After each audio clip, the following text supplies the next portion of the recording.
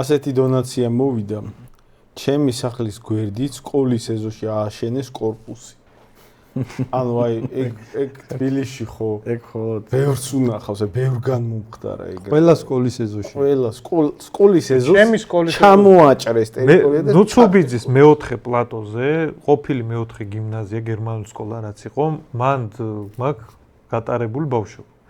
და ეხა საპარლამენტო არჩევნები რო იყო, ხო ვიყავით მანდაც სასულიერში იმას ვატარებდით და რა ვიცი, აი, სადაც მოედანი იყო და სადაც თამაშობდით და რაღაცა ჩვეულებრივად კორპუსის საძირკველი იწრებოდა რა. სკვერები და სკოლები. ო, ეგ პირდაპირ აშენი კორპუსი. აშენები. ჩამოასახლე მერე პაკისტანელები და მიყიდე დიდარ არაბებს. და მაგაზე ჩვენ რო ლაპარაკობთ, რას გვწერენ ისი ოცნების სამორჩეები? აი, თქვენ მხოლოდ ჭორაობაში გიძლიათ.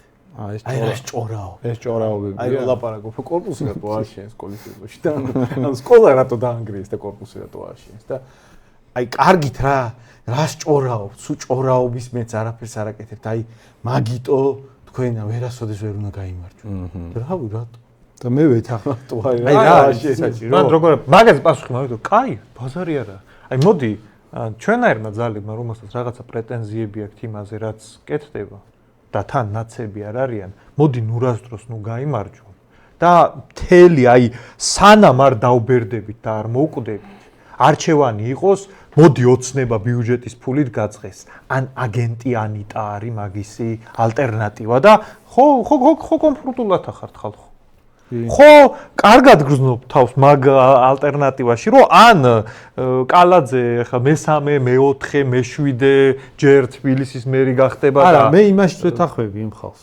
ჩვენ რო უბრალოდ ლაპარაკობ და არაფერს არ ვაკეთებთ, ეგ მაგაში ვეთახმები იმ ხალხს. საჭირო რა არის, იცი? აი ელისაშვილი რო რაღაც დიდთოვლობისას რო გავარდება და გადათოვლა ვიდეოს გადასახებად რო აი ეგეთებია საჭირო. შენ რო საქმეს აკეთებ, ეგ უნდა მაგაში გამოიხატება. შენ უნდა რაღაც ამოთხარო და მე რაზე სკვერი გააკეთო.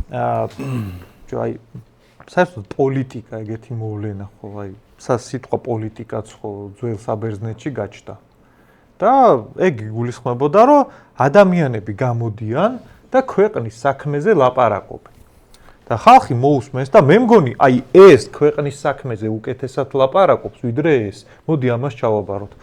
მე რაც აქამდე ნასწავლი მაქვს, აკითხული მაქვს, მე მეგონა რომ პოლიტიკა ეგ იყო.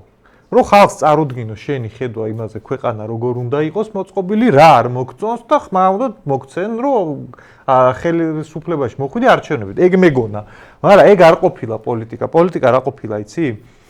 უნდა გაექანო. რაღაცა აი მიშა რო აკეთებდა ხოლმე კარლსონის ფორმა ჩაიცვა და აი ვიღაცები გზას ხო აგებენ.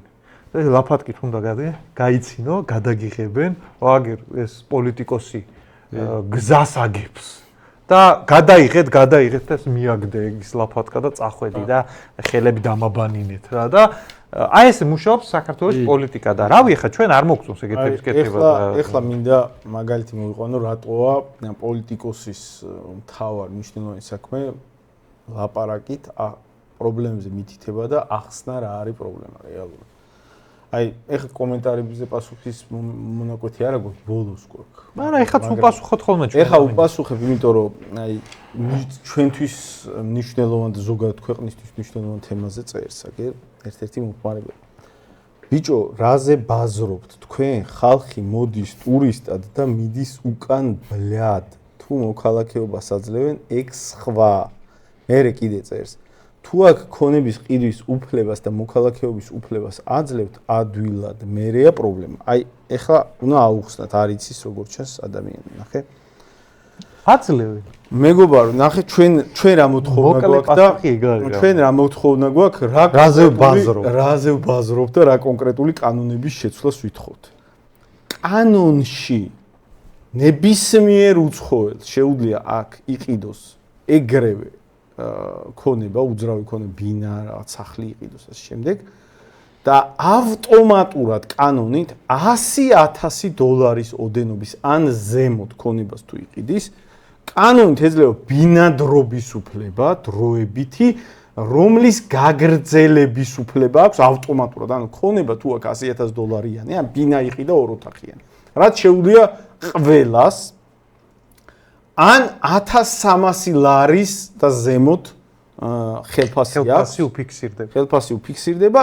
ნებისმიერ ასე ვთქვათ, უცხოელს შეუძლია ბინადრობის უფლება მიიღოს, ეგ არის კანონში წერია და გაგრძელების უფლება 10 წელი თუ გააგრძელა, თუ სურვილი აქვს, ავტომატურად შეუძლია გააგრძელოს, თუ რაღაცა ძალიან მძიმე დანაშაული არ ჩაიდგა მაგალითად რაღაც ტერორისტი არ არის, ვიღაც მტყურის სახელმწიფოს აგენტი არ არის და ასე შემდეგ. 10 წელი თუ გააგრძელა ბინადრობის უფლება, რაც ავტომატურად ეკუთვნის, სანამ ბინა აქვს, არ გაუყიდია. $1,300 აქვს ხელფასი. ეძლევა ავტომატურად მუდმივი ბინადრობის უფლება, მუდმივი კანონში ეგ წერია. ან შეუძლია შეიტანოს განაცხადი მოქალაქეობაზე და ელემენტარულ დონეზე თუ იცის ქართული ენა, თუ ისწავლა ამას წელიწადში და თუ ისწავლა კანონმდებლობა და ისტორია, იღებს მოქალაქეობას. კანონში ეგ წერია. ანუ ეგ არის პროცედურები, რომელიც კანონში წერია და მაგის შეცვლას თუ ეგ არის პრობლემა, დავასრულე. არა, ხო და პასუხი მოგწერა მაგავე ადამიანმა, რომ ხო და შეცვალონ ვინც ზის მანდ მაგათმა. ხო და მაგას ხო და არ ცვლიან მეგობარო ვინც ზის მანდ მაგათმა თქვეს რომ არ შევცვლით. არა, ნახე, ჩვენ ვაგროვებთ ხელმოწერებს პეტიციაზე და კანონ პროექტზე, რომ მაგ ხალხს მივაწვეთ, თორე მაგ ხალხს რატო არ უნდა იცი მაგის შეცვლა? ამ ქართული ოცნების ფინანსური ელიტის წევრები არიან ტიპები, რომლებიც აქ მაგ კორპუსებს აშენებენ. მაგრად კიდიათ აქ დემოგრაფიული ბალანსი თუ დაირღვევა, კორპუსი აქ გასაყიდი. და ქართულ ოცნებას ეგ თავისი ბიზნესმენი უფრო ადარდებს, ვიდრე მე და შენ.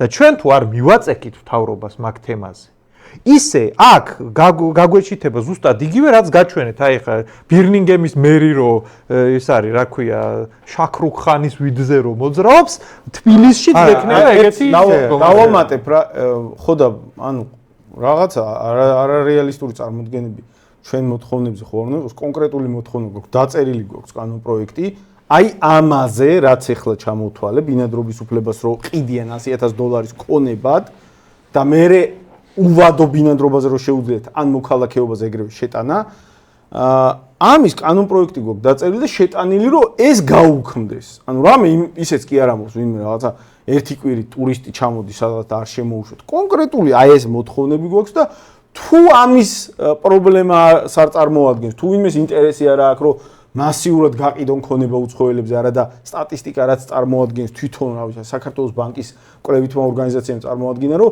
ამ წელს 23% თბილისში გაყიდული ბინების იყიდეს უცხოელებმა. ანუ ყოველი მეოთხე ბინა თბილისში რაც გაიყიდა, იყიდეს უცხოელები. ხო, მოდი ეს შევცვალოთ, ამაზე ხო თანხდებით, ანუ ამ ცვლილებებზე რომ ის ქონება იყიდება, ქონების ყიდვის შემთხვევაში ბინადრობის უფლებას იღებენ და მე მოქალაქეობის აღება შეუძლიათ, ანუ უვადო ბინადრობის უფლება. ეს რო შესაძლებელია, ამაზე აი ამაზე ვის რა ტურისტები ვინ არის? ისინი აი მაგალითად ვოლტზე რო ორი ერთად სხედან და ისე რომ მიაქვს. კი, ეგენი ტურისტებია. ეგ ტურისტია? ანუ რა სისულელია? სინამდვილეში ხა ხელისუფლების რატო აპარავებ? ხელისუფლებამ დაიწყო, სხვათა შორის ხშირად ხდება ეგეთი კომენტარი, პრო სახელისუფლებო ნარატივია ეგ, რომ ხა ჩვენს ამ ინიციატივებთან დაკავშირებით ხა პირდაპირ ვერ გვიპირისპირდებიან, იმიტომ რომ თავიდან სცადეს, ხო გახსოვს, აი რამოდენიმე თვის წინ, როდესაც ჩვენ ეს თემა დავქოქეთ, თავიდან სცადეს, აგრესიულად ეპასუხათ, რომ ეს ყველაფერი ტყუილია, ჩვენ ჭიქაში ქარიშხალს ვქნით, არანაირი მასიური სტიქიური შემოდინება არ არის, მაგრამ როდესაც უკვე ყველას შეაწუხა, ყველა შეწუხდა ამ საკითხით და უკვე თვალში საცემია და ქუჩაში რო გახვალ, საკუთარი ასე ვთქვათ, თვალებით ხედავ ამ ყველაფერს, მერე დაიწყეს რაღაც კოსმეტიკური ცვლილებები, რომ ვითომ ახლა შეეზღუდებათ მათ შემოსვლა და შემდეგ, მაგრამ ესეც არ აღმოჩნდა საკმარისით. ეხლა რა დაიწყეს? ანუ მიმართულება, აი პროპაგანდის, კონტრპროპაგანდის ისე ერთ-ერთი საინტერესო ხერხია, რომ პირდაპირ კი არ გიპირისპირდებიან. არამედ ავრცელებენ ჭორებს, რომ ეხლა ჩვენი ინიციატივა, ეს კანონ პროექტი და ეს მოთხოვნა პეტიციის სახით მიმართულია ტურისტების წინააღმდეგ. და ჩვენი ეკონომიკა ხო დიწილად ტურიზმზე ტურისტზე დგას. წინააღმდეგ არ არის მიმართული ეგ არის ტურისტების, იმიტომ რომ ტურისტს არაფერში არ ჭირდება ბინადრობის უფლება. პირიქით კაცო, და მოქალაქე მეცაც ვიტყვი, აი უფრო ეგერ ეხა აი ოფიციალური პოზიცია ჩვენი. ქვეყნებიდან, საიდანაც ტურისტები შემოდიან, პირიქით მომხრევად, რომ კიდე უფრო ადვილად, გამარტივებული გზით ჩამოვიდეს ტურისტი, დატოვოს აქ თავისი ფული და მერე წავიდეს.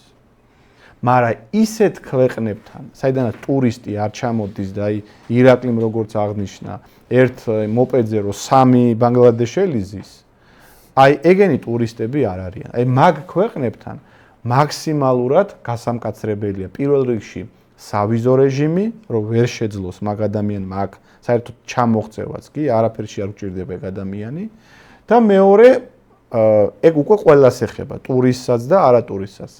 საქართველოს ბინადრობის და მოქალაქეობის მიღება უკიდურესად რთული საკითხი უნდა იყოს. ანუ ვერ უნდა იღებდეს მარტივად ვერც ერთი ქვეყნის მოქალაქე საქართველოს ბინადრობის სტატუსს და მით უმეტეს საქართველოს მოქალაქეობის სტატუსს.